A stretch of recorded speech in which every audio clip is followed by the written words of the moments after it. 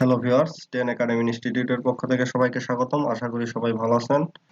আজকে আপনাদেরকে দেখাবো কিভাবে মাইক্রোসফট অফিস ওয়ার্ডে একটি পেজকে একাধিক ভাগে ভাগ করবেন, অর্থাৎ কলাম এর কাজ এবং জলছাপ দিবেন, ওয়াটারমার্ক এবং পেজ বর্ডার দিবেন। চলুন আমরা মাইক্রোসফট অফিস ওয়ার্ডে চলে যাই। মাইক্রোসফট অফিস ওয়ার্ডে যাওয়ার পরে আপনাদেরকে যেটা করতে হবে, এই মেনু বারের হোম, ইনসার্ট, পেজ লেআউট অর্থাৎ মেনু বারের পেজ লেআউট মেনুতে ক্লিক করতে হবে। তারপর এখানে লেখা আছে মার্জিন, ওরিয়েন্টেশন, সাইজ এবং কলাম। এই কলাম অপশনে ক্লিক করতে হবে। কলাম অপশনে ক্লিক করে নিচে ডিফল্ট হিসেবে দেওয়া আছে 2, 3, লেফট, রাইট এবং মোর কলাম। এখানে এই পেজে কোনো ভাগ নেই, জাস্ট একটা পেজ। এখানে 2 লেখা আছে, আমরা যদি 2 তে ক্লিক করি দুইটা ভাগ হয়ে যাবে।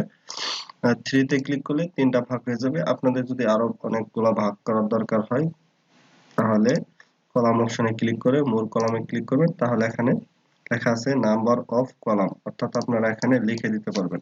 যেমন আমার 10টা কলাম প্রয়োজন, তাহলে আমি 10 লিখে দিলাম। যদি ওকে দেই তাহলে দেখতে পাচ্ছেন এখানে আমার 10টা কলাম হয়ে গেছে। আবার যদি বলি আমার 2টা দরকার, তাহলে 2টা অপশন সিলেক্ট করে দেব। তারপর এখানে আরো অপশন আছে, যেমন কলামের মাঝখানে স্পেসিং গুলো আপনি চাইলে এখানে বৃদ্ধি করে দিতে পারবেন। যেমন এখানে পিকচার প্রিভিউ দেখাইতেছে, অর্থাৎ দুইটি কলামের মাঝখানে স্পেসিং বৃদ্ধি পাচ্ছে। আবার চাইলে আপনি কমাই দিতে পারবেন। স্পেসিং এই দুইটা হলো স্পেসিং কমানো এবং বাড়ানো। তারপরে জাস্ট ওকে দিয়ে দিবেন। তাহলে কলামের আপনারা দেখবেন আপনাদের পেজ দুইটি ভাগে ভাগ হয়ে গেছে। আমি এখানে একটি ভাগে রাখছি। তারপর ওয়াটারমার্ক অর্থাৎ জলছাপ।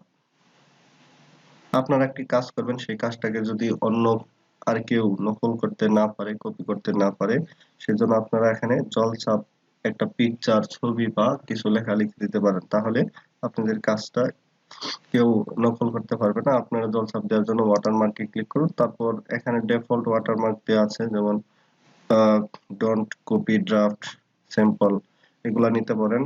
নিচে এগুলা আরো অনেকগুলা দেওয়া আছে, আর্জেন্ট। আপনারা চাইলে নিজের ইচ্ছা মতো দিতে পারবেন। সেটা হলো কাস্টম ওয়াটারমার্কে ক্লিক করতে হবে। এখানে চলে আসছে, উপরে অপশন হলো নো ওয়াটারমার্ক, মানে কোনো জল ছাপ নেই। পিকচার ওয়াটারমার্কে ক্লিক করলে আপনারা চাইলে এখান থেকে সিলেক্ট পিকচার থেকে আপনারা একটা জল ছাপ দিতে পারবেন। আমি প্রথমে একটা জল ছাপ পিকচার দিয়ে দিব। সেই ক্ষেত্রে একটা পিকচার আমি নিয়ে আসবো। এখানে একটা পিকচার আছে, যেমন এই পিকচারটা দিয়ে আমি জল ছাপ দিব। পিকচারে ক্লিক করলাম, ইনসার্ট, আমি জাস্ট অ্যাপ্লাই করে দিব। হয়ে গেছে, আমার জলছাপ পিকচার দিয়ে হয়ে গেছে। তারপরে যদি বলেন আমরা পিকচার দিয়ে জলছাপ দিব না, লেখা দিয়ে দিব, তাহলে আপনার টেক্সট ওয়াটারমার্কে ক্লিক করতে হবে এবং এখানে লিখতে হবে। এখানে বাংলা এবং ইংরেজি ভাষায় দুইটা ইনস্টিটিউট। চাইলে আপনারা এখান থেকে সাইজ বৃদ্ধি করে দিতে পারেন। এখান থেকে আপনার ফন্ট সিলেক্ট করে দিতে পারেন। ফন্ট সিলেক্ট করে দিলাম, আমি এরিয়াল দিয়ে দিলাম। এখান থেকে আপনারা চাইলে সাইজ বৃদ্ধি করে দিতে পারেন। তারপর আপনারা এখান থেকে একটা কালার দিয়ে দিবেন আপনাদের পছন্দ মতো। আমি একটা কালার দিয়ে দিলাম। তারপর লেআউট হচ্ছে, অর্থাৎ আপনাদের এই লেখাটা দিয়ে ওয়াটারমার্ক দিচ্ছেন, এই লেখাটা কি সোজা, অর্থাৎ হরাইজন্টাল সোজা, আর ডায়াগোনাল হতেছে কোনাকুনি। আমি কোনাকুনি রাখলাম। পরে যদি আমি অ্যাপ্লাই দেই, হয়ে গেছে। এই যে আমার এটা হলো জলছাপ। এখন যদি আমি এটা ওকে করে ক্লোজ করে দিই, তাহলে আমার জলছাপটা থেকে গেল। এখন জলছাপটাকে আবার দূর করার জন্য ওয়াটারমার্ক থেকে এখানে আছে রিমুভ ওয়াটারমার্ক বা কাস্টম ওয়াটারমার্ক থেকে নো ওয়াটারমার্কে ক্লিক করে যদি আপনি ওকে করে দেন, তাহলে জলছাপটা চলে গেল। তারপর হচ্ছে আপনারা এখান থেকে পেজ কালার করতে পারবেন, পেজটাকে কালার করতে পারবেন। এখানে আরো মোর কালার আছে, ফিল ইফেক্ট আছে। আপনারা চাইলে এখান থেকে গ্রেডিয়েন্ট কালার গুলো ইউজ করতে পারবেন, গ্রেডিয়েন্ট ইউজ করতে পারবেন, টেক্সচার আছে, প্যাটার্ন আছে। চাইলে সরাসরি পিকচার দিয়ে আপনারা পেজটাকে কালার করে নিতে পারেন। আমি একটা জাস্ট এখানে একটা প্যাটার্ন দিয়ে আমি ওকে দিয়ে দিলাম। এই যে আমার পেজটা প্যাটার্ন দিয়ে কালার হয়ে গেছে আর কি। তারপর এখানে আছে পেজ বর্ডার। পেজ বর্ডার আপনি যদি চান এই পেজটাকে পুরো একটা বর্ডার বাউন্ডারি করার জন্য এখানে পেজ বর্ডারে ক্লিক করলে page border and shading option চলে আসবে।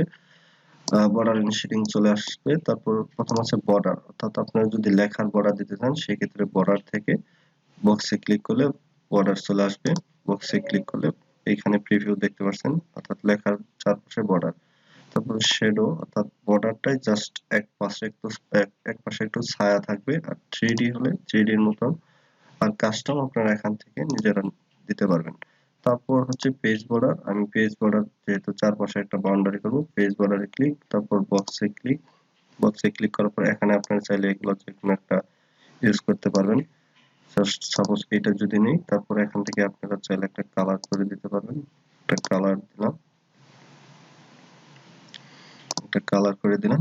এই বর্ডারটাকে এখান থেকে মোটা বা চিকন বাড়াইতে পারবেন এবং ওকে দিলে আপনাদের এই পেজের বর্ডারটা হয়ে গেছে, বাউন্ডারি।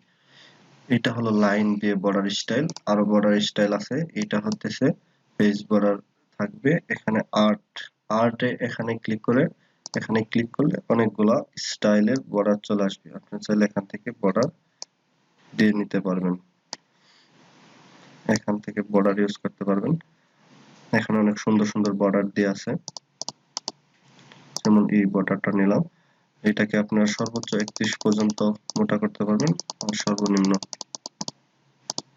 করতে পারবেন, অর্থাৎ মোটা চিকন করতে পারবেন। তারপর ওকে দিলে এই যে আমাদের বর্ডারটা চলে আসছে। আশা করি বুঝতে পারছেন। এতক্ষণ আমাদের সাথে থাকার জন্য আপনাকে ধন্যবাদ। আপনার ভিডিওটি যদি ভালো লাগে অবশ্যই একটা লাইক করবেন এবং আমাদের চ্যানেলকে যদি সাবস্ক্রাইব না করেন অবশ্যই সাবস্ক্রাইব করবেন এবং নতুন নতুন ভিডিও পাওয়ার জন্য, পরবর্তী ভিডিওগুলো পাওয়ার জন্য বেল বাটনে ক্লিক করবেন। ধন্যবাদ।